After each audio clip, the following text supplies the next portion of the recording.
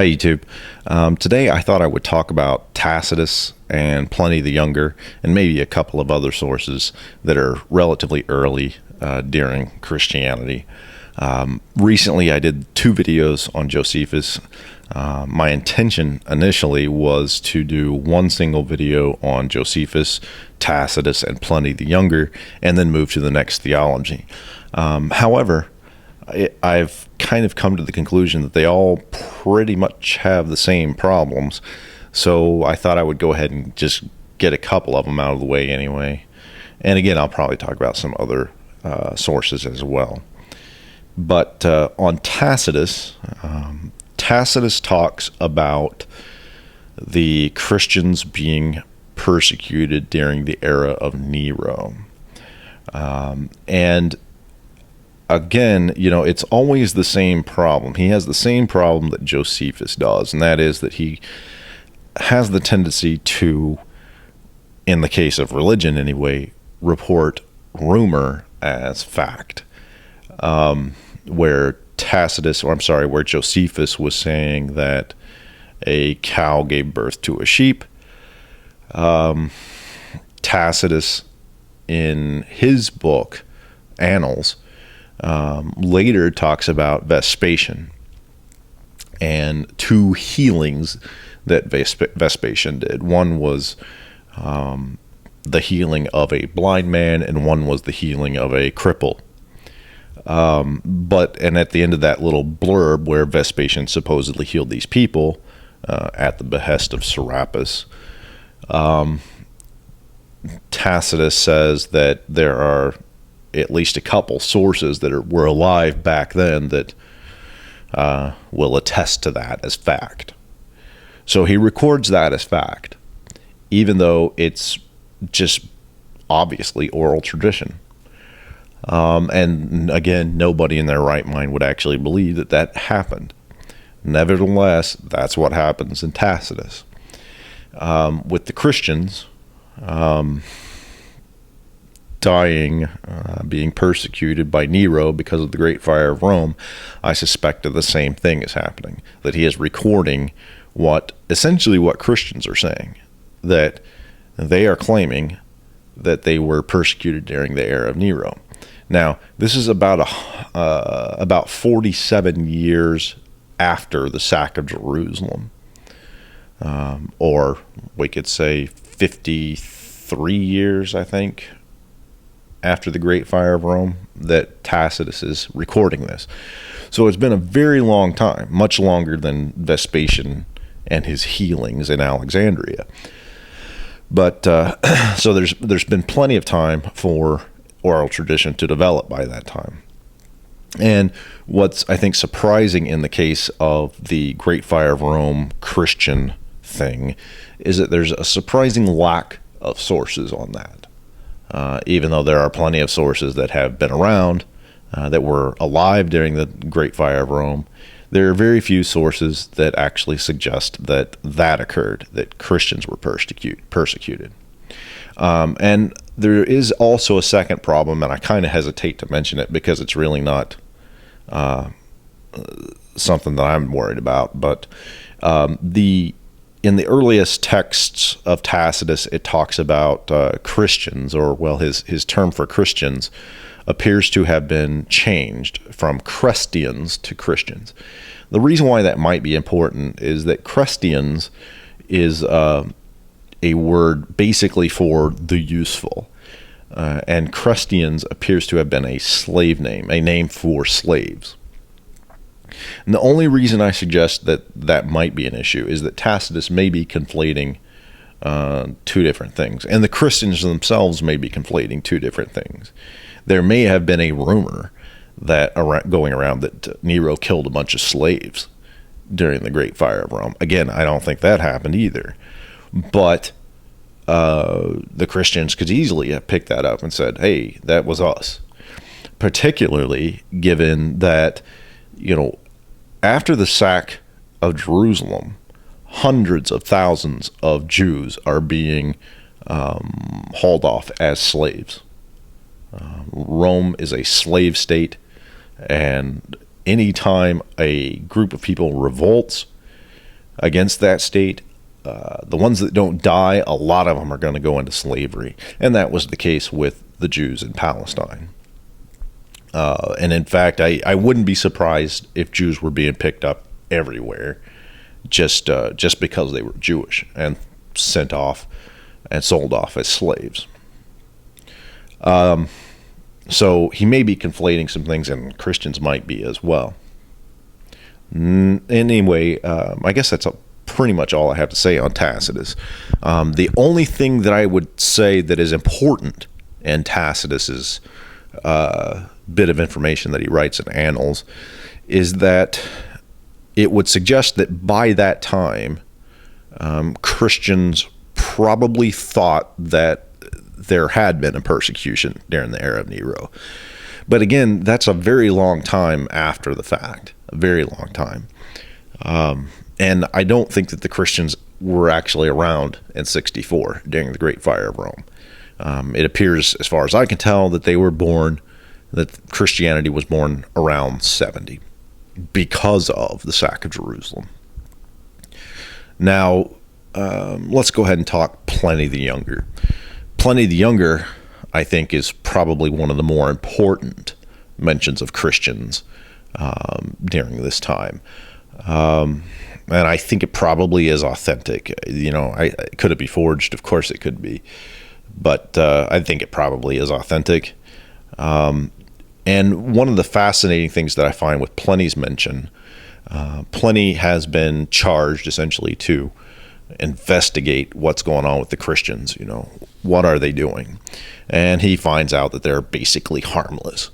And of course he persecutes them a little bit, but for the most part he sounds fairly even-handed about these guys, about the Christians. But there are a few things that I picked up that were rather fascinating in the Pliny statement. First, that the Christians are meeting outside of town before the sunrise. So they get up, they go outside, they have their little meeting as the sun is coming up. Again, this would suggest that this is a logos-based cult because the sun is the representative of the logos. Now, beyond all that, Pliny the Younger sees them as harmless. And that's probably an indicator that somebody thinks that they are harmful, which kind of makes sense, right? Again, the Jews had revolted in 66 to 70, and just like any other revolt, Jews were persecuted. There's no doubt about it. They were shipped off as slaves and probably fairly well suppressed by the Roman state. When you have a bunch of Jews meeting outside your town, there's always the question of what are they doing? Are they going to revolt? And then you have the idea of them kind of forcing these Christians to pay homage to Roman gods or the Roman state. I would suspect that it is really about the Roman state, and are they loyal or are they not? And the second part of that goes back to the slave idea. Again, with so many Christians, Jewish Christians, they probably are slaves. And anytime you have a bunch of slaves meeting outside of town, the Romans automatically think Spartacus. They're not interested in having any group of slaves meeting outside of town at all. They don't want them colluding or rebelling. And so Pliny investigates it, finds out that they're harmless, and goes about his business, really. Of course, there is some persecution, but it all seems to be in the name of whether or not they have allegiance to the state. So that really, it's fascinating. The most fascinating part to me is that they sound like Logos followers. Just by what little description we have in Pliny the Younger. So, fascinating stuff. But again, with most of these mentions, particularly with Tacitus and Josephus, if there's anything authentically talking about Christians in those texts, basically what we can get out of it is that the Christians were present and that they believed something. That's about all we can get out of it. And it bothers me that people put Tacitus or Josephus up on some pedestal as if they are the model of a historian. It really bothers me because they do record rumor as fact. I thought I would go ahead and mention Ignatius because now Ignatius is not a secular author. In fact, I don't even think he's a real person. I think he's a fictional character, probably written in the late 2nd century. But I thought I would mention him because I wanted people to know why it is that I throw Ignatius out in general. And by and large, his story sounds mythological, just flat out mythological. And anytime a story sounds implausible, I have the tendency to just chuck it and say, look, I'm not even going to deal with this, even though I find there's some interesting little passages in there that I will quote mine every once in a while. But the reason why I don't have Ignatius where Christians think he is, which is, I believe, about 100, 110, somewhere in there, is because his story sounds implausible. And his story basically goes like this. He's arrested. This guy named Ignatius, cute name, is arrested in around Ceres somewhere for nobody knows what. Obviously, it's because the Christians are being persecuted and they're just arresting Christians for whatever reason, which, of course, is nonsense. That's not what's happening. But anyway, he's arrested and he is hauled from around Syria to Rome to die in the Colosseum by being eaten by lions. And that's all fantastic and everything, but in the meantime, he has the ability, the ink, the papyrus, and the time to write all of these letters. Not only that, but he has the time and the ability to get them out of wherever he is. None of this sounds plausible at all. And so Ignatius gets thrown out entirely.